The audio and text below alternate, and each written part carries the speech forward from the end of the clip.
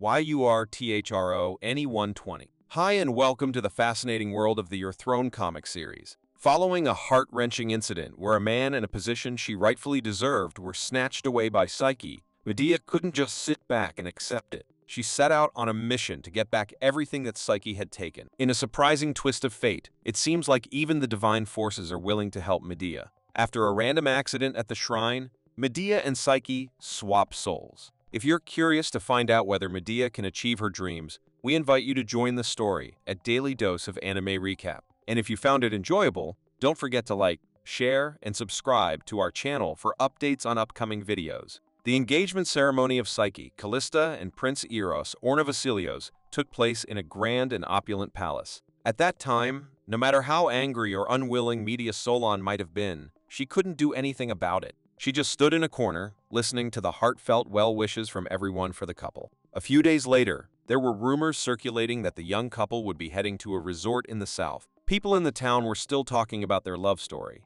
According to what the chubby guy told his friend, Lady Psyche lost the crown princess contest, and His Highness must be quite partial to her. When he brought up the incident where the Solons were falsely accused of attempting to assassinate a member of the imperial family, Medea suddenly appeared. Fortunately, a helpful servant advised her not to act on her anger, or else he might have to pay dearly for her unfounded words. Nevertheless, before leaving, Medea left a warning, "I'll remember you." When Medea got home, she heard from the doctor that her mother's condition had worsened and might not make it through the year. Her father was furious, and even she felt resentment, believing that this turmoil was caused by Psyche. When Psyche and Eros were found to be vacationing in the south, the servant provided a proposal, suggesting that she have them eliminated. However, after careful contemplation, Medea decided not to follow the advice of her close aides. At the same time, Psyche visited a nearby jewelry store to purchase a gift for Medea. It was unclear what she chose, but according to the shopkeeper, it was a highly sought-after item among tourists. When Eros laid eyes on the item, he was not only greatly pleased, but also intensely curious about how Medea would react upon receiving this gift. And immediately upon their return from the vacation, they sent someone to deliver the gift to Medea. The gift bearer insisted that he was ordered to witness the unboxing, leaving Medea with no option to decline. As she opened the box, her expression turned somewhat grim. When the gift bearer had just left, she became furious and quickly threw the gift box. Perhaps due to applying excessive force, her hand got injured. As the box was opened, everyone realized that Psyche had given a precious gemstone ring to Medea. Sending the ring as a gift was akin to mocking her. If Psyche wished to play, then Medea would play until the end. At this moment, her rival had returned to the Count's manor. Upon Psyche's return, she received a return gift from Medea, a beautiful bouquet of red flowers. According to what Medea had conveyed in the letter, the fragrance of these flowers possessed the ability to aid sleep, and she advised Psyche to place them near her bedside. Upon reading the final few lines of the letter, Psyche was elated. Little did she anticipate that Medea desired to have tea with her, to dissolve any misunderstandings between them. Although Psyche's household staff cautioned against it, she paid them no heed. Because she was due to visit the temple the following day, Psyche arranged to meet Medea for tea the day after. Medea arrived with tea and sugar, personally brewing it for her. Upon overhearing the unfavorable gossip of her maids, a young knight came to investigate. As Medea knew, this knight had been adopted by a knight's family from the day of his birth. After a brief departure by Medea, something occurred with Psyche. She suddenly developed a severe fever. The knight chose not to summon a doctor, but rather promptly donned his cloak and left the room. As he rode his horse into the forest, he pondered the bouquet and tea that Medea had brought. Suddenly, the horse went berserk. Upon he safely dismounted, he unexpectedly saw Medea. After Medea had dealt with the young knight, she revealed that the flower's fragrance was harmless on its own. But when mixed with the drug she added to the sugar cubes, it became poisonous. Out of the blue, a young man showed up and helped her erase all traces. Curious, Helio wanted to know if Psyche had perished, but to his surprise, Medea told him that she would soon recover. As she said, indeed, Psyche was still alive. Psyche was presently having a meal with her family, but she didn't look too well. She hardly ate anything. When Psyche arrived at the temple, her household staff started to chatter about the young knight. After discussing it amongst themselves, two people went to look for him. As they ventured into the forest, they came across Helio. They recognized that Helio was wearing the knight's attire. Meanwhile, at the temple, Psyche was engaged in a prayer ceremony with many onlookers. At the same time, Medea discreetly arrived at the temple to meet a monk. He informed her that on the day of the prayer, the temple would be empty, and only Psyche would be allowed inside. Afterward, he handed Medea a key and opened a hidden tunnel for her. In the forest, Helio had subdued the servant. It was in the servant's final moments that he realized the servant accompanying him was, in fact, a spy for Medea.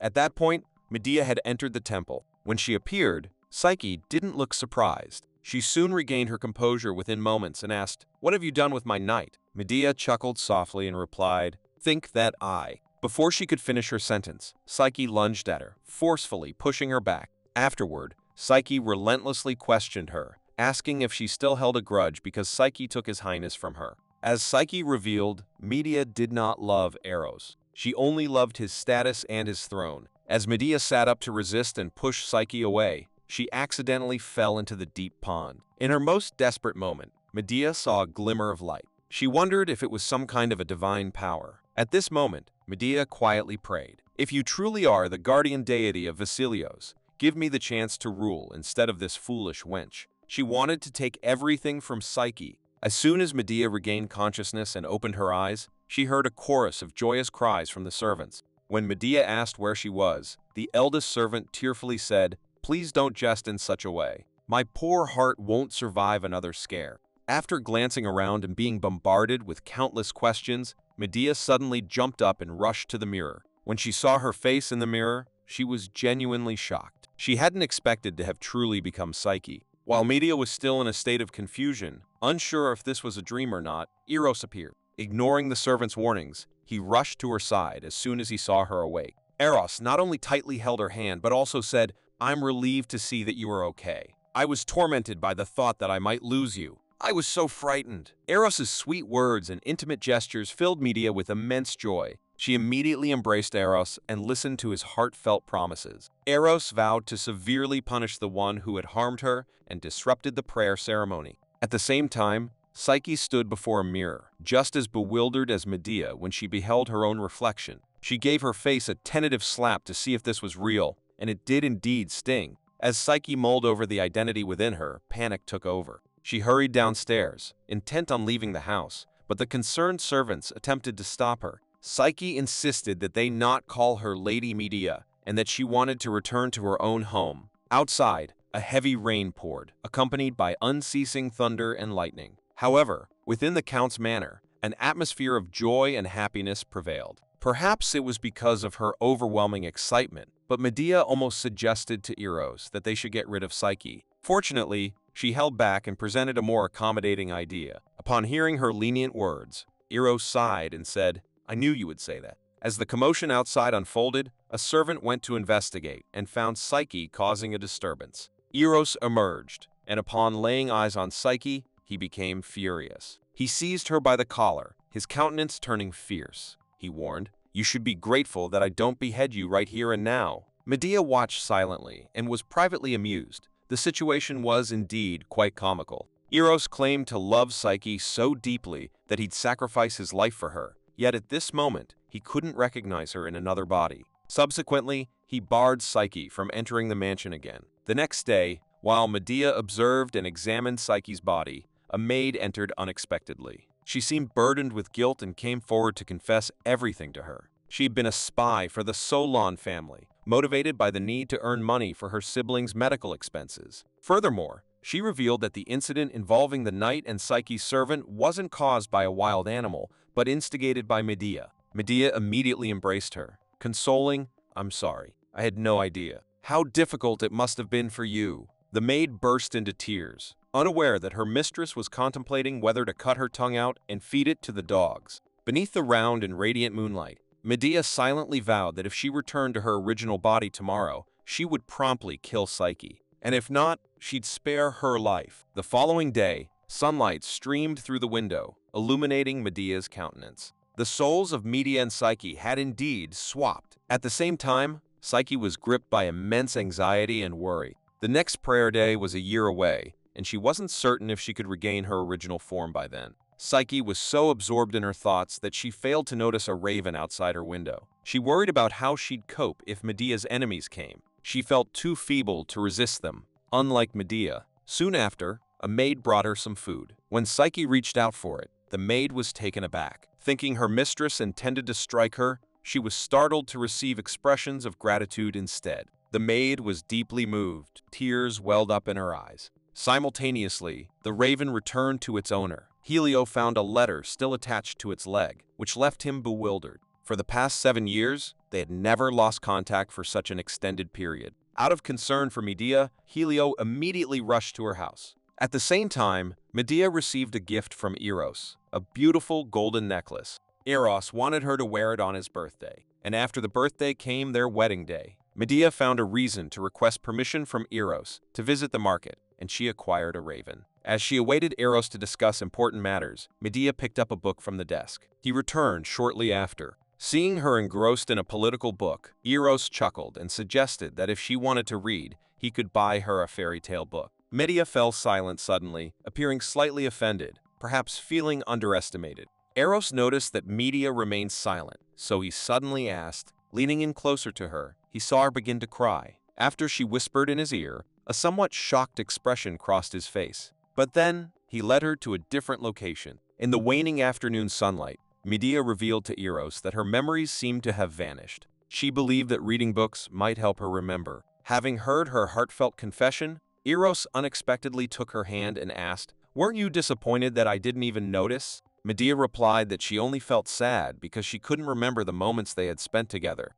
As she finished speaking, Eros embraced her. Out of the blue, Medea spoke up, "Please tell me about our precious memories." When the birds greeted the dawn and warm sunlight filled the room, Psyche was sipping tea and contemplating the nightmarish dream from the previous night. Psyche dreamt that Eros wanted to eliminate her. Suddenly, a servant girl arrived, carrying a plate of pastries and always wearing a smile. Initially, the servants in this place were all baffled by their mistress's change in demeanor, but eventually, they came to accept it. While she was still pondering, she suddenly heard a young man's voice saying that the Marquess was on his way. After a moment, Helio Neclo arrived. This young Marquess was the head of the Neclo family. At the age of 12, Helio had lost his parents in a horse carriage accident. The greedy nobles then turned their backs on him, causing his family to fall into ruin. It was then that he met Medea. With her help, Helio had regained his family's power. Under his guidance, the Neclo family had thrived up to this point. At this point, Psyche was quite worried, fearing that her true identity might be exposed to Helio. In the past, she had always avoided Helio because of his intimidating demeanor. But now, as he arrived, he greeted her warmly. Psyche concealed her emotions, trying not to display any feelings. Helio observed the surroundings and found the place to be quite peaceful. Suddenly, Medea's father struck up a conversation with Helio. Psyche breathed a sigh of relief. She had been so scared by Helio's gaze earlier. She was afraid he might have realized that she and Medea had swapped souls. Suddenly, Medea's father asked Helio if he wanted to spar with Psyche, because lately he had noticed that she seemed somewhat dispirited. Psyche and Helio stood frozen for a few seconds, especially Psyche, who was extremely taken aback. As she was about to run to advise the Marquess, Helio unexpectedly touched her hair. He remarked that he had never seen her braid her hair like that before. Psyche was frightened and unconsciously touched her own neck. A while later, both of them arrived at the training grounds. The servants and Helio were excited, but Psyche was not. She was very anxious. She wondered if she could even lift that sword. When she finally grasped the sword, she realized that it was not as heavy as she had thought. She thought that maybe she felt it was light because she was currently wielding Medea's strength. But at that moment, Helio, upon seeing how she held the sword, rushed over and asked, "It's strange no matter how much I think about it. Who are you?" In the past, Medea had taught him how to handle a sword, so he thought she would never make such a basic mistake. Hearing Helio's inquiry, Psyche's hand began to shake uncontrollably. Had she been caught? To ensure her safety, Psyche summoned all her courage and asked Helio, "Did you just address me as you?" Psyche went a step further and scolded Helio. While Helio stood there in a daze, she swiftly brandished her sword dangerously close to his neck and declared, "After all I've done for you." Her determined words left Helio momentarily speechless. In truth, Helio had begun to suspect that Psyche was only putting on an act to divert his suspicions. But if the young lady standing before him wasn't Miss Medea, after a period of contemplation, Helio suddenly approached Psyche, regardless of the wound the sword had inflicted. He came closer.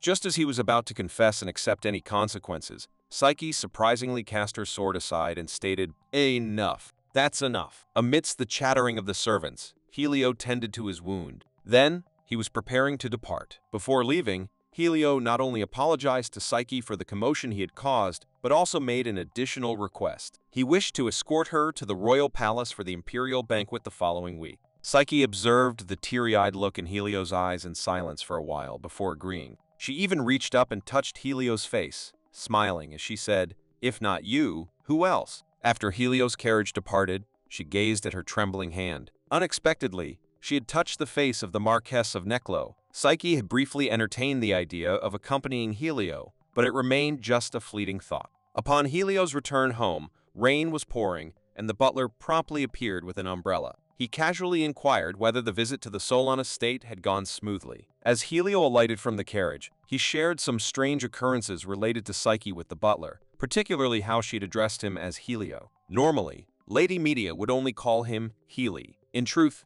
at this moment, Helio continued to harbor suspicions about Psyche. Meanwhile, Medea was currently at Psyche's residence. She sat in front of a mirror while a maid was brushing her hair. As she mentioned that Eros's birthday was only a week away, the maid began to envision numerous romantic scenarios. She predicted that on that day, not only celebrities, but also nobles from various countries would attend, with the focal point being Medea and Prince Eros. Following a few more remarks, the servant left, and as soon as the room was securely closed, the smile on Medea's lips faded. She felt exhausted from having to wear this facade in front of everyone. However, upon careful consideration, she realized she couldn't just dispose of all of them. Gazing at the items she had prepared, Medea began to utilize them. First, she used lemon juice as invisible ink to write a concealed letter, with the words appearing when exposed to a flame. This letter would be sent to Helio, disclosing the truth about the soul exchange. After completing the letter, she dispatched a crow to deliver it to Helio. Yet Medea couldn't have foreseen that the recipient of the letter would be Eros. The one who had brought the letter confirmed that the crow had flown from Psyche's room. After reading the letter, Eros seemed to have comprehended the entire situation and promptly burned the letter. Not only that, he also decided to visit the Marquess's Mariner the following morning. Much to everyone's surprise, the letter Eros received turned out to be a skillful forgery, while the genuine letter had been spirited away by an enigmatic black cat. When Helio picked up the black cat, he noticed a small piece of paper attached to its tail. He assumed it must be from Medea. On this particular day, Medea not only dressed magnificently, but also paid meticulous attention to her makeup. While she and her maid were debating whether to adjust her jewelry and hairstyle, Eros made his entrance. Strolling in, he nonchalantly called her by name, remarking, "Psyche, I believe you have something to tell me." Medea feigned innocence and responded with a radiant smile, saying that she was thrilled to see him in her dreams. Nevertheless, Eros remained silent, clearly unimpressed by her words. Unperturbed, she continued to chatter about romantic matters. Observing her reluctance to address the matter at hand, Eros suddenly rose, leaned closer, and stated, "Stay away from Medea Solon." He also recalled a line from the letter he had received the previous night. "I'm currently in Count Callista's manor." Then he asked whether she understood the significance of those words. Medea was caught off guard, her voice trembling as she asked, "How? Did you?" In truth, she had long since realized that he had people surveilling her every move around the clock. After a while, Medea mustered the courage to explain everything. However, Eros couldn't know that her explanations were riddled with deceit. They were merely fabrications. So, after Medea finished her explanation, after a few consoling words, he planted a kiss on her forehead. Furthermore, he ordered a servant to retrieve the dress and bracelet she intended to wear to the upcoming party. Eros personally fastened the golden bracelet around her wrist, promising it would safeguard her from any blemish. As soon as he finished speaking, the bracelet transformed into restraints, tightly locking around Medea's wrists. Before instructing someone to confine her in the basement, Eros audaciously claimed he was taking this step out of love for her. Judging by his solemn expression, Medea couldn't believe the audacious words of this despicable man. Locking her up to protect her, she found it hard to fathom. Medea hadn't anticipated that the story she had shared about wanting to become friends with Psyche would turn her into a prisoner. When Medea sought refuge with her wet nurse, she was taken aback when the nurse reprimanded her, asking why she had disappointed her suitor. After hearing this, Medea could only laugh in exasperation. Were there no sensible people in this house? Shortly afterward, Eros began questioning whether his actions had been too extreme. In his eyes, Medea was unlike anyone else in the world. She was the most cunning. How could he not be on guard? Meanwhile, as Medea was being led to the basement, Helio came to visit Psyche. Each of their past encounters had been filled with hidden meanings, but the young lady standing before him now failed to recognize those signals. The moment she saw him appear, Psyche's worry escalated, and her entire body trembled. She grew even more anxious upon hearing Helio address her by her true name. Unexpectedly, Helio moved closer, gently lifting her cloak, and cautioned her that anyone else who entered could pose a danger. It turned out he had arrived to help Psyche transform into a true Medea, ensuring she wouldn't expose her real identity at the upcoming royal banquet. Psyche was skeptical and immediately asked why he wanted to help her. To her astonishment, it was none other than Medea herself who'd instructed him to protect her. The all-powerful force sustaining the Vasilios' empire was divinity. Yet, only two families were privileged to wield divine power and bear the name Vasilios. The first was the imperial family, intent on expanding the empire's dominion. The other was the Pope and the Church, dedicated to preserving the empire's stability. These two families shaped the Vasilios' empire. In this land, 2 springs and 2 winters grace the calendar. The debut of a young lady into high society marked the arrival of the first spring, 3 years ago, at a lavish gathering. As per the attendees, it was the day when Count Callista's daughter was to be formally introduced. Many were taken aback by this news, for they believed that she would stay hidden forever because she was chronically ill from her birth. At that time, Psyche had been crushed by the gossip even upon her first step into high society. In contrast, Medea had already ascended to the heights of power and wielded the highest influence, all at the tender age of 19. At the outset, she had been the star of the gathering. However, everything changed when Psyche made her entrance, capturing the undivided attention of all present. Even Medea herself was taken aback by Psyche's appearance. Now, back to the present. Tonight's moon shone exceptionally round and bright. At this moment, Helio was thoroughly coaching Psyche. He stressed the importance of maintaining proper posture in her chair without any slouching. Yet, the most formidable challenge at present was the phonetic transcription book she was poring over, which proved exceptionally complex. Psyche couldn't fathom how Medea had managed to read through this stack of books at the tender age of 8. Watching Psyche's refined manner of speech, Helio promptly advised her to adopt a more distant demeanor when interacting with others. His concern deepened as he realized that Psyche had no skills in the arts, lacked general knowledge, and was unfamiliar with politics. However, at the very least, she could defend herself in precarious situations. Meanwhile, in a concealed underground chamber, Medea sat in contemplation for some time, pondering whether Eros had any intention of releasing her. At that very moment, someone reported to Eros that there were no suspicious movements coming from the Solons. Eros lightly touched the windowpane and cryptically stated that he believed 2 are better than 1. A few days later, Helio arrived to escort Psyche to the royal palace. Upon seeing the extravagant red gown adorning Psyche, he appeared less than pleased. Innocently, Psyche inquired whether there was anything amiss with her attire. Helio refrained from offering a judgment on its beauty. He simply noted that the dress was excessively conspicuous and could potentially jeopardize her safety. As a result, he helped Psyche tone down her appearance. Helio removed the flowers from her hair and clothing. While he adjusted her hair, Psyche confided in him about her story with Eros. She recounted how Eros had promised to celebrate his birthday with her this year. Based on Psyche's narrative, the underground chamber where Medea was currently confined was once her dwelling, and she was only set free when she turned 19. Indeed, when Medea first set foot in that basement, she was taken aback. She had expected it to be a prison, but to her surprise, it was nothing more than a simple room. Her curiosity was piqued. How did Eros come to know of this underground chamber? In the moment when Medea encountered Psyche at Eros's birthday celebration, she was eager to understand what was transpiring in Psyche's mind. Was Psyche, like her, filled with indignation upon witnessing the other person's radiant joy? Chap 8. As the room filled with countless applause and praise for Eros and Medea, Psyche couldn't help but feel a tinge of disappointment. She couldn't shake the nagging question in her mind. Why did no one seem to realize that it was Medea standing next to the prince, not her? Just when Psyche was getting increasingly agitated, Helio suddenly appeared and stood in front of her. He was there to remind her that the words of others were just superficial flattery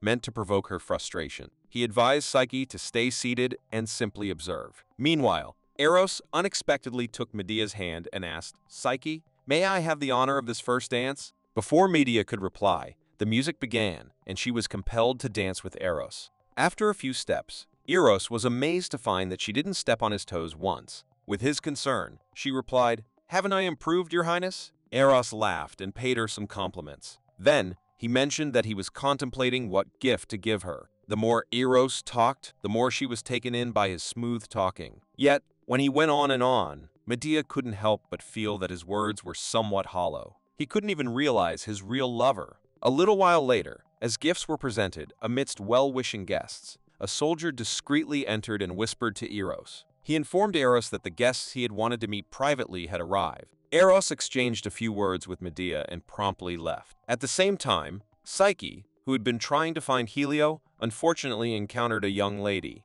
The young lady expressed her concerns after hearing the unfavorable rumors about Medea. As she finished her sentence, another girl approached, eager to eavesdrop. The latter explained that rumors were circulating that Medea had gone mad after losing his highness. When Psyche turned her head, she realized that the girl was the youngest daughter of the House of Sira. She was the woman Lord Helio had warned her to avoid. It was said that she had once followed Medea, but when Medea showed no interest in her, she transferred her frustration to Psyche. Meanwhile, Medea stood on a balcony, feeling an odd sense of unease. Even though everything was going according to her plan, she couldn't shake the feeling that she had fallen into a trap. The House of Callista seemed to be deeply connected to the temple. The temple and the imperial family had been feuding for years. She couldn't help but wonder why Eros had chosen Psyche as his future wife. As Medea contemplated, she suddenly noticed leaves falling, and Helio appeared. At that moment, Psyche found herself confronting individuals intent on causing trouble for her. Upon hearing the words of Count Siria's daughter, Psyche responded calmly, leaving everyone in awe. At first, Psyche felt a sense of pride, but upon further reflection, she realized there was nothing admirable about living as Medea did. Suddenly, she ran off in search of a quiet place and burst into tears. At that moment, she desperately longed to return to her own body. Meanwhile, in a concealed room, Eros engaged in conversation with 5 unidentified men. According to Eros, they were the most skilled knights in the imperial family, an elite squad that operated covertly. Tonight, Eros had summoned them to deal with someone attending the party. Since the woman was rather frail, only one person needed to go, but he had asked all 5 of them to come to ensure her safety.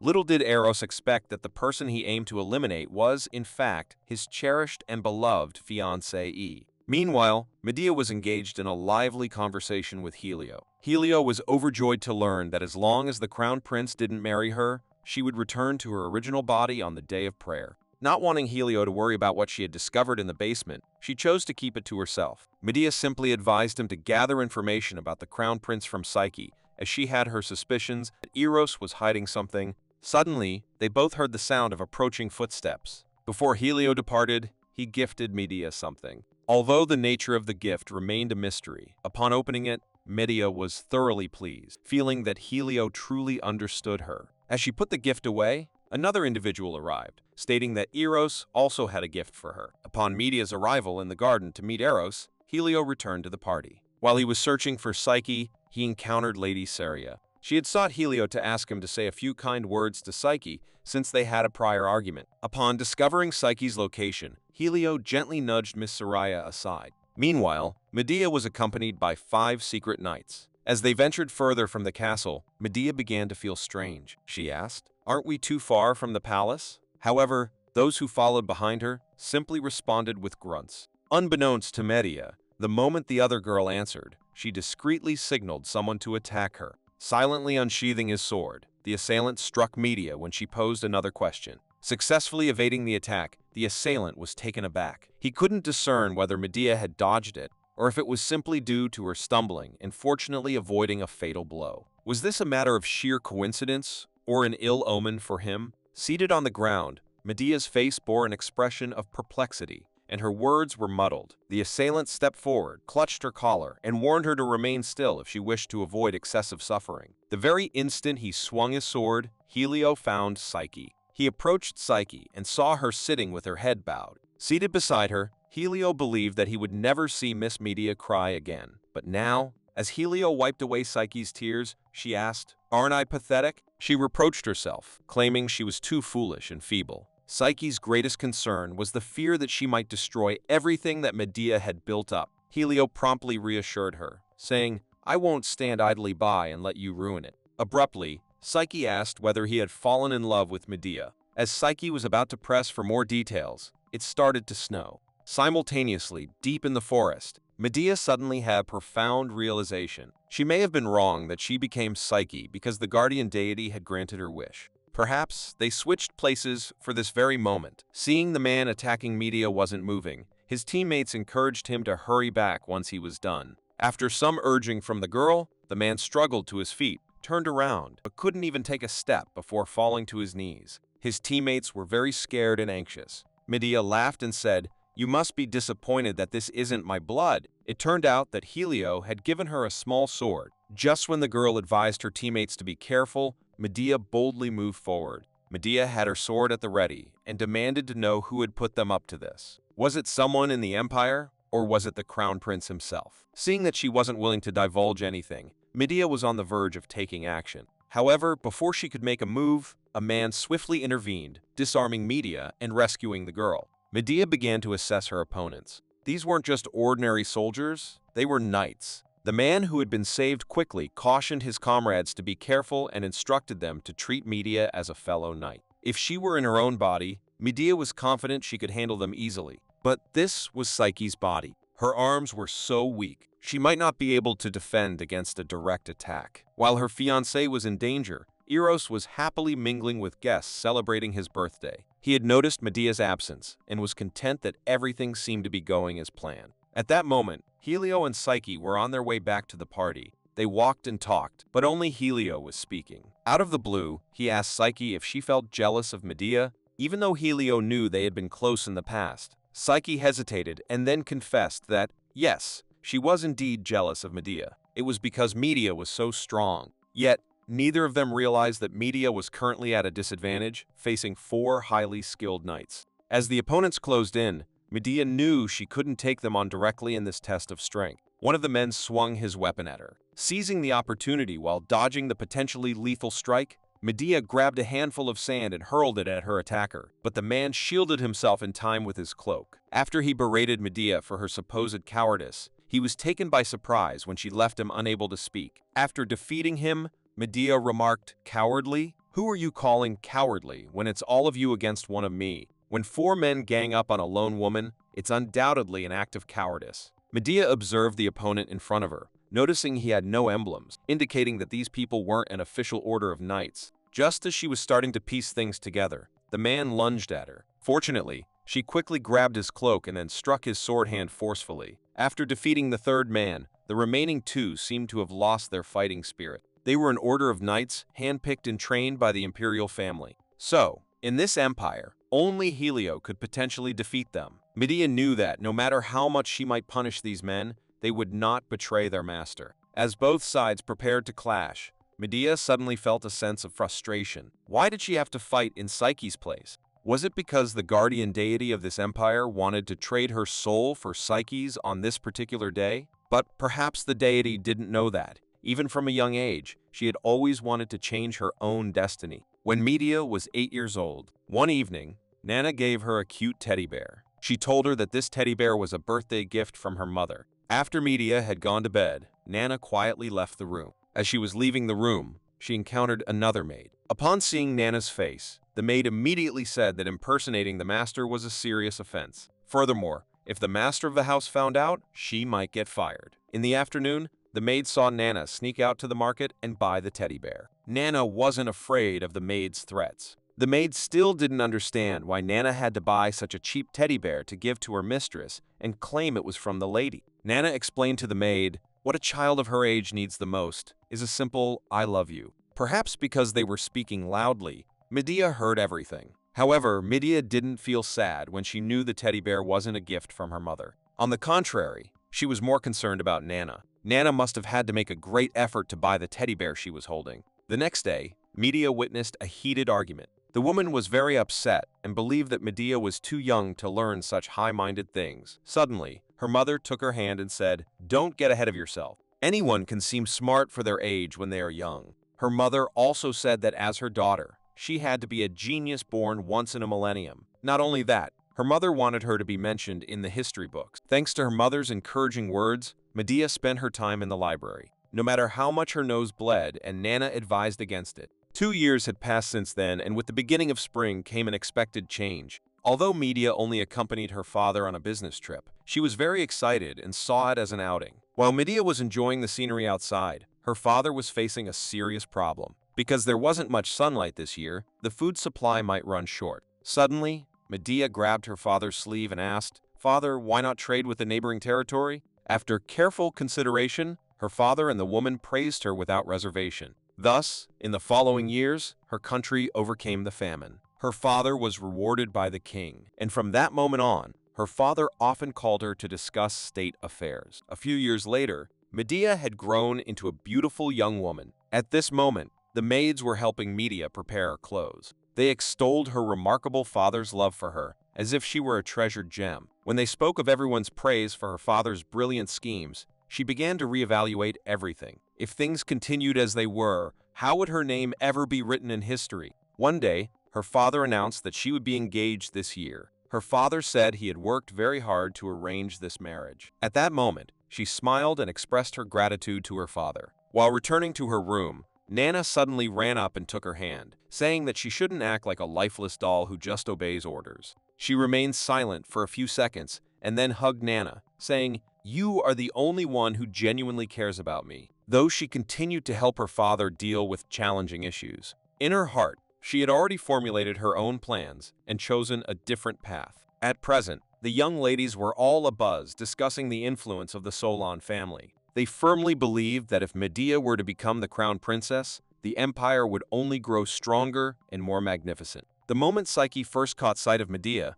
she couldn't contain her excitement. From that day onwards, she began to secretly follow and shadow her. Regardless of Medea's actions or whereabouts, Psyche would observe her from a distance. At that very moment, Medea was engaged in a conversation with Helio, expressing her frustration about Psyche's constant presence. After some contemplation, Helio suggested that since Medea was on the verge of becoming the crown princess, everyone would naturally seek her favor, including Psyche. Medea explained that once people heard the rumors about her, these pointless actions would cease. Little did she know that after hearing others label her as a madwoman, a true demon, Psyche felt neither fear nor a desire to distance herself. Instead, she wanted those who spoke ill of her to apologize to Medea.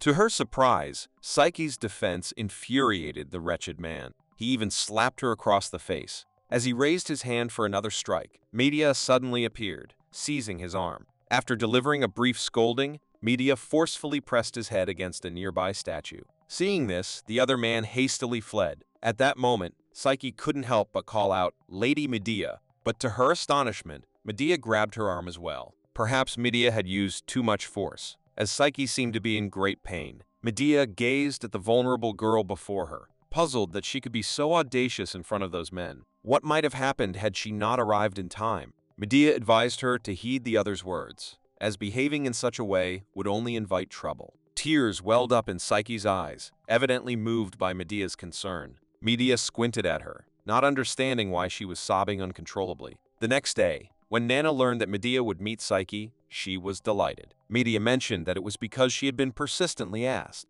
Seeing Nana still smiling, she suddenly remarked, "Come to think of it, you two are rather alike." Nana chuckled and said that she had grown up. When Medea met Psyche, the latter mentioned that people were comparing the two of them as the queen and the pawn in a chess game. Medea was surprised to hear Psyche say that and asked, "Do you know how to play chess?" Psyche laughed innocently and replied, "No, I do not. I just know that the pawn is the most common playing piece." Little did she know that Medea would then want to teach her chess. After listening to Medea's explanations, Psyche couldn't hold back her tears. Medea quickly stepped forward and embraced the emotionally fragile girl. Suddenly, one day, Medea heard some bad news. Her engagement had been canceled. According to her father, Eros had suddenly decided to break off the engagement. He wanted to hold a competition to select the crown princess. At that moment, Medea was quite shocked. Returning to reality, the birthday party continued to be lively. To avoid further complications, Psyche decided that from now on, she would stay with the Lord. Suddenly, Helio became uneasy when he saw Eros standing alone. Psyche swiftly supported him, his face filled with concern. The more Helio thought, the more worried he became. At this point, he finally realized that Medea had fallen into Eros's trap. Perhaps Medea had discovered a secret, which was why the prince wanted to eliminate her. Helio wasted no time and immediately set out to find Medea. Psyche followed closely behind. While searching, Helio reassured himself that it wasn't too late. Suddenly, he recalled the promise he had made 7 years ago to become the strongest of all so that he could protect Medea. However, as he continued, his spirits began to wane. The palace had a total of 12 gardens, each expansive, making it challenging for him to locate the specific garden where Medea had gone. At his most desperate moment, Psyche appeared. She informed Helio that she knew the garden where the prince was to meet Medea. On their way there, Medea had already defeated another opponent. Now, there was only one left. Medea suddenly asked the remaining person. In truth, she knew that the girl was studying her weaknesses. She wasn't strong enough to wield her weapon, so the longer the battle went on, the more disadvantageous it became for her. Despite her injuries, Medea was still trying to endure. The other girl rushed forward, her sword dangerously close to Medea, returning to the time when Eros organized the competition to select the crown princess. As the birds chirped cheerfully, Psyche was still comfortably lying in her bed. It wasn't until a palace servant entered to call her that she finally woke up. However, Psyche pleaded and asked the servant to allow her a little more sleep. But the servant was adamant, mentioning that the palace had sent her a letter. Upon reading the contents of the letter, Psyche was utterly astonished. She never expected to be chosen as a candidate for the position of crown princess. Psyche immediately set out to find Medea. Upon arriving, she asked, "It must be a joke?" Medea didn't respond, slowly sipping her tea. Seeing her as composed as ever, Psyche began to worry. She truly didn't want to become the crown princess. And even more so, she didn't want to compete against Medea. Seeing Psyche become emotional, trembling all over, Medea quickly consoled her. She assured Psyche that Psyche wouldn't become the crown princess, as she was going to be the winner. After a few more words, Psyche's cheerfulness returned. In the blink of an eye,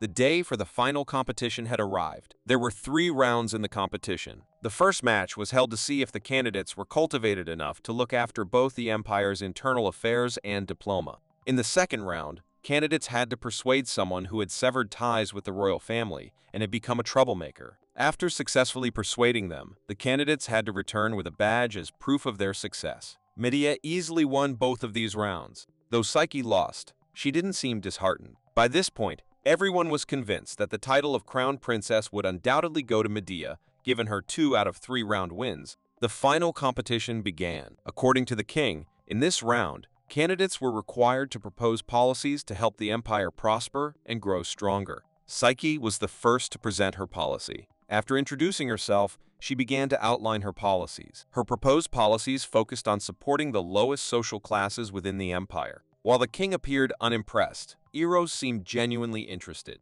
Medea couldn't fathom why the detestable prince was smiling in such a peculiar way. But ever since he decided to break off the engagement, she had regarded him as her rival. The battle between the two of them had begun. Medea looked confident as she introduced herself and talked about her policies. She didn't just speak well. Her policies were clever and effective, grabbing everyone's attention. The king seemed quite pleased, realizing that Medea was much better than her father. Everyone now believed that Medea was going to be the crown princess. While the discussions were going on, a woman suddenly appeared. She started asking challenging questions that put Medea in a tough spot. Her explanations made people rethink which policy was really more caring and considerate. Meanwhile, Medea was sitting, sipping tea, and having a cheerful chat with Helio and Psyche. Nana found this heartwarming. When Medea noticed that Psyche was feeling down, Helio wanted Medea to stay, saying he would escort Psyche. As they left, Nana asked, "You still aren't fond of Lady Psyche, are you?" Helio didn't give a clear answer, just hinting that if Psyche became the crown princess, she'd no longer be part of Medea's life. To his surprise, she affectionately patted his head and said that Medea would be very proud of him due to his exceptional intuition. As night fell, Psyche secretly met someone. She got emotional while sharing her journey as a candidate for the crown princess role. According to Psyche, she had met Eros before, but didn't know he was the prince. Seeing Psyche anxious, Eros quickly comforted her. He wanted to pat her head, but she declined unexpectedly. Psyche felt guilty for deceiving Medea.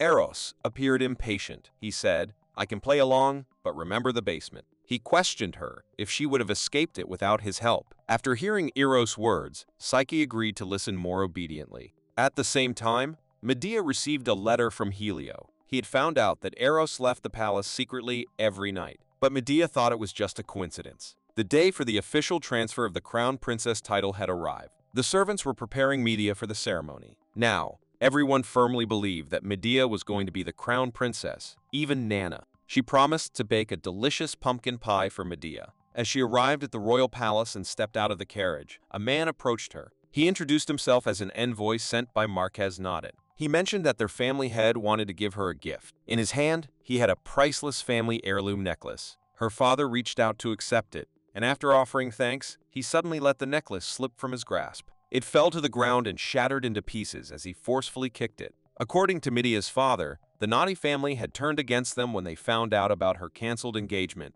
Surprisingly, Her Holiness was also attending the ceremony for the transfer of the crown princess title. Suddenly, Medea called Psyche over and started to ask, "Are you really seeing the crown prince?" But before she could finish her sentence, Psyche interrupted, assuring her that her concerns wouldn't come true. Medea wanted to apologize, but after thinking it over, she decided to keep her thoughts to herself. Meanwhile, as Helio was discreetly mingling with the commoners, he noticed someone deliberately causing trouble, riling up the people. Without hesitation, Helio quickly grabbed the woman. The moment the red-haired girl dashed away, it was also the moment they revealed who the crown princess would be. The one making the announcement was the archbishop, and a lot of folks were watching as he said Psyche. People started talking, confused about why it was Psyche. Medea was the one who had won all 3 rounds of the competition. As everyone was wondering and feeling surprised, someone spoke up, saying the archbishop was wise and wouldn't make a mistake. After some thought, most folks found what he said to be true. At that same time,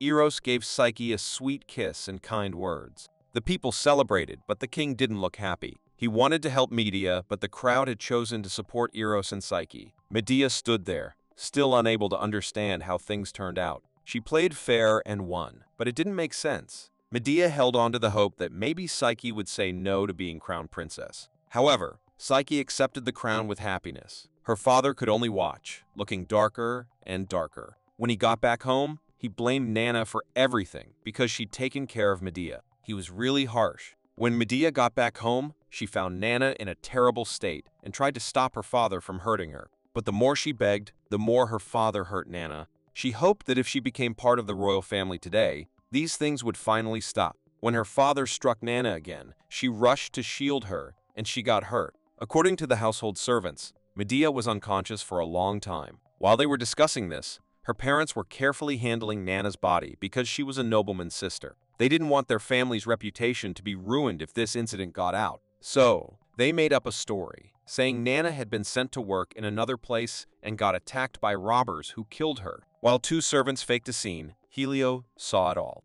If he got involved, it would make things more complicated, so he stayed silent and watched as they dumped Nana's body in the mountains. 7 days later, Medea finally woke up. She and Helio went to collect Nana's body, even though they knew it was too late. Medea kept asking Helio if the best doctor in the capital could save Nana. No matter how many times she asked, Helio remained silent. Medea cried for Nana's loss and felt angry at Psyche's actions. She used to feel sorry for Psyche because she had nothing. But now, Psyche had taken everything from her. Medea clung to Helio, holding onto his clothes. Back in reality, Eros was happily drinking with important guests. Eros was waiting for the liveliest part of the party to pretend to search for Medea. When he found her, he planned to blame Psyche. At the same time, Helio and Psyche were going deeper into the garden to find Medea. No matter how hard Psyche tried, she couldn't keep up with Helio, who was running too fast. Helio had left his coat behind and was running straight ahead. At this point, one of Medea's eyes had been injured. She could feel the depth of the wound. It was possible that she had lost her sight in one eye. The wretched woman sneered and declared that it was over now. Victory belonged to her. Just as she said that, she brandished her weapon and lunged straight at Medea. She swung her sword repeatedly at Medea. After observing for a while, Medea sensed that there was something off about her opponent's movements. So, she only needed to strike at her weak spot to win. Medea made up her mind. Even if it meant risking her life, she had to defeat this last knight. At this moment, the woman closed in on her, causing Medea to lean against a tree, with no way to retreat. When the sword was about to press against her neck, Medea tripped the woman's legs, for she knew she lacked the strength to push her away. Taking advantage of her opponent's loss of balance, Medea thrust her sword forward. After toppling the woman to the ground, she immediately delivered a fatal blow. The woman suddenly said, "It's different from what he said." Of course, it had to be different because she was Medea, not Psyche. This woman was genuinely loyal. Even in her final moments, she wouldn't reveal her master's identity. But before she departed this world, she gifted Medea a poisoned dagger. So, as she left, she also fell to the ground. When Helio arrived, he found her lying still, and he called her name in a quivering voice. Helio had never seen her sleep before. He remembered a time when he'd asked her to let him watch her sleep. But now, seeing Medea lying motionless, he felt nothing but fear. At his most desperate moment, when he considered ending it himself, Psyche rushed in. Psyche managed to grab the deadly dagger in time. When Helio turned his head to look at her, he couldn't believe that Medea was still alive. As soon as she said that, Medea suddenly sat up, grabbing Psyche's collar. Medea said, "This was supposed to be your burial." Was she born to be a sacrifice for Psyche? At this point, Medea was furious, and she told Psyche that living in Psyche's body for even one day was more than enough. In the face of Medea's angry words, Psyche could only apologize. Medea didn't know what Psyche was apologizing for, her departure or the body swap.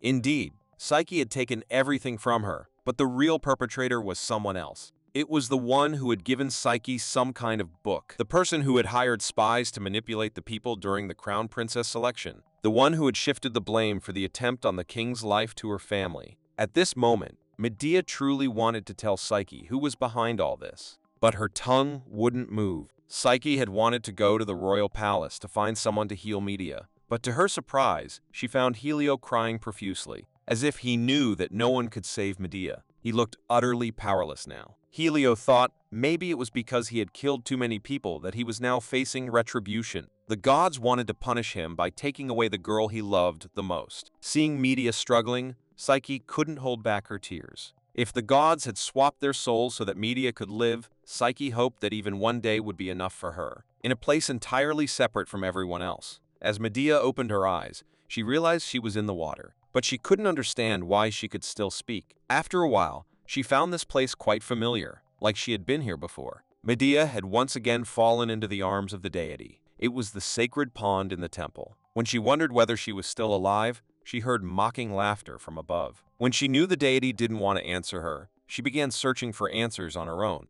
Though she wasn't sure how far she had gone, Medea finally saw a gigantic wall in front of her. Out of curiosity, she followed the wall. At last, she came across a hole in the wall. When Medea peered through it, she was astonished to see a young Psyche. She asked, "Is there freedom out there?" At that moment, Medea was very bewildered because she realized that Psyche wasn't talking to her but to someone else. Finally, she realized that behind that towering wall was Psyche's past. At this moment, Psyche was sitting with her mother, and they were looking at a book together. The book Psyche was viewing had a fiery dragon, hero, and an endless sky. When Psyche asked her mother if she could step into the outside world like her mother suddenly became angry. She told Psyche that it was very dangerous outside. Furthermore, she said that Psyche was a blessed child of the deity, and if she went outside, jealous people would try to harm her. Then, her mother told Psyche a story about a princess whose fate was eternal slumber because she had doubted the deity. After finishing the story, her mother warned Psyche to remember one thing: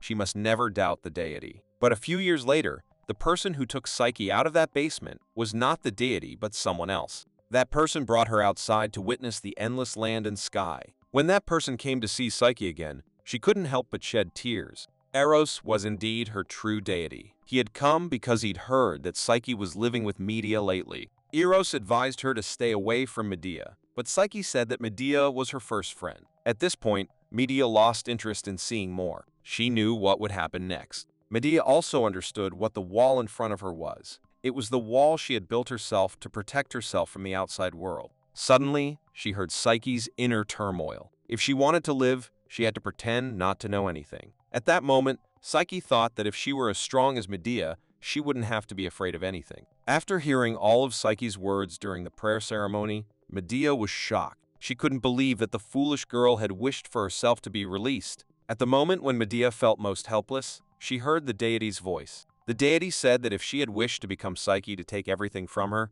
she also had to take on Psyche's unhappiness. After some contemplation, Medea asked why the two of them had to bear the sins of another person. She couldn't bear it, and she couldn't stay here and watch the culprit escape. At the same time, a ray of light shone, and Psyche's blood dripped onto the necklace that Medea was wearing. In the final moments of her life, the knight wanted to grasp Medea's necklace. And then the miracle happened, and Medea woke up. Helio and Psyche sat there like statues, and after a few seconds, both of them burst into tears. Seeing this, Medea extended her arms and said, "Come here." As she finished her sentence, the two of them rushed to hug her. After Medea had comforted Helio by stroking his head, she hesitated, not sure if she should do the same for Psyche. After a few seconds of hesitation, Medea finally placed her hand on Psyche's head. A while later, Psyche revealed to both of them that she possessed divine power, the ability to heal. But her healing power couldn't mend life-threatening injuries. Helio mentioned that the necklace around Psyche's neck had started glowing when she embraced Medea.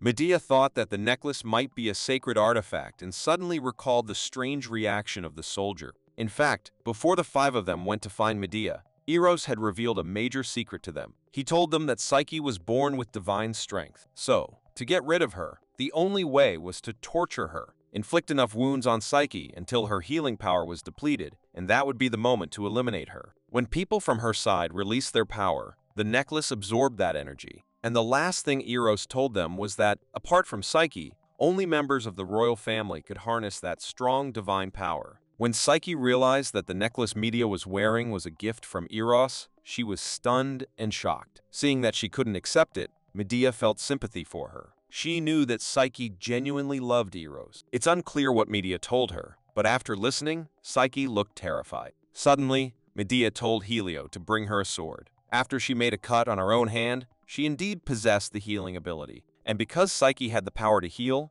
she was kept in secret. The most challenging issue at present was that if Medea returned to the banquet intact, she would arouse suspicion. While Helio stood by, watching Medea self-inflict her injuries, he wondered how she could regain her fighting spirit so quickly. Medea had entrusted Helio with a secret mission, telling him to return to the banquet after completing it. When the door suddenly swung open, the banquet guests were utterly stunned. Medea reappeared at the banquet in a gruesome state. Eros sent 5 professional knights to assassinate her, and she knew he didn't want Psyche to survive either. That's why she had told Psyche that she also didn't want Eros to exist in this world anymore. When Eros saw her face, he was truly shocked. He had never imagined that Medea could survive. Eros was so surprised that he dropped his glass of red wine. Why was Medea still alive and well? Medea called out, "Prince." Eros noticed many people were observing them, so he had to pretend to be concerned about his fiancée. But before he could say anything, he heard Medea accusing him. She asked him why he was still there. She even let everyone know that Eros had promised to meet her in the garden but never showed up. She claimed that she was attacked by unknown people. Medea knew that her words would likely be misunderstood by the people around. Eros suddenly grabbed her arm and questioned, "Who called you there, and what did they look like?" Medea couldn't believe how cunning this guy was. Eros claimed that someone had impersonated him to harm her. Then, he told Medea to provide a detailed description of those people so that he could find them. When he wanted to stage a drama, Medea went along with it. She described in great detail the 5 attackers she encountered in the garden. Suddenly, Medea was curious and asked Eros why these people knew about their secret meeting place. After she finished speaking, the people around began to discuss animatedly. Eros explained that it was possible someone knew about this place. Unexpectedly, right after that, he ordered all the banquet hall's doors to be closed, not allowing anyone to leave. Eros started to make his assumptions. He believed that whoever had been following him must be a high-ranking noble and had intentions of treachery. So if they caught that person, he would be executed for high treason. When Eros heard someone opposing his decision, he immediately warned that anyone who disagreed would become the first suspect. After saying that, he took Medea and left. Eros took her on a horse-drawn carriage and began offering false apologies. He told her to stay in the carriage while he went to find a clue. Medea teared up and said, "What if I'm attacked again? I'm very scared." As Shihia or Eros planned for a performance, she realized that he wasn't really looking for a clue. Eros had claimed that someone had impersonated him to sabotage her. The guards were checking if all the balcony doors were closed. When the guard opened the door, they found Psyche and Helio in an intimate embrace, with their clothes slightly disheveled. The guard was momentarily bewildered and then conveyed Eros's command for them to join him in the grand hall. After a few words, Psyche managed to dismiss the guard. Seeing Helio's distressed face, she immediately asked if she had gone too far. He reassured her, and Psyche breathed a sigh of relief, saying, "Thank goodness the prince is satisfied." To avoid being overheard, Helio suggested she speak more quietly. But in reality, the guard had heard everything, and although it was unclear what he thought, his face turned slightly red. In the meantime, Medea was still sitting in the carriage, awaiting Eros's return. She looked in the direction of the castle. Since this was the command of a prince, the noble guests wouldn't be detained for too long, especially those with high status. But in fact, the prince of this empire held more authority than the king. The next day, Eros came to visit Medea. As soon as he arrived, he inquired with great concern, "Is your body all right?" Eros seemed rather worried when he noticed that the wound on her waist hadn't healed, while her eyes had recovered. Medea knew well that he cared about her holy powers, not her. Eros continued to pretend to care for her. He took her hands and began to self-blame for failing to protect her. Suddenly, he asked who had come to save her during that time. When Eros mentioned a reward for the savior, she just quietly chuckled. If Eros truly loved Psyche, he should perhaps bury those horrifying memories. Medea made up a fictional character for him to find. Before leaving, Eros asked if there was anything she needed. He was ready to provide her with anything. At this moment, Helio was helping Psyche practice Medea's method of speaking without sound. Seeing the two of them talking so intimately, the maidservants were quite amused. In fact, they had recently heard many rumors about the two of them. Medea quickly informed about their intimacy during the royal banquet on the balcony. Psyche initially thought Helio's gloomy expression was due to those rumors, but it turned out he was having recurring nightmares. Lately, every time Helio slept, he would dream of the horrific scenes involving Medea. Meanwhile, Eros was still searching for the perpetrator. However, the investigators had not found any clues yet. After some consideration, he decided to set a small trap. When Psyche was practicing with the sword, she received an invitation from the royal palace. Not only Psyche, but also Helio received an invitation. Psyche's father looked horrified when he learned that Medea wanted to learn swordsmanship, but when he saw that her hair had been cut shorter, he was even more shocked.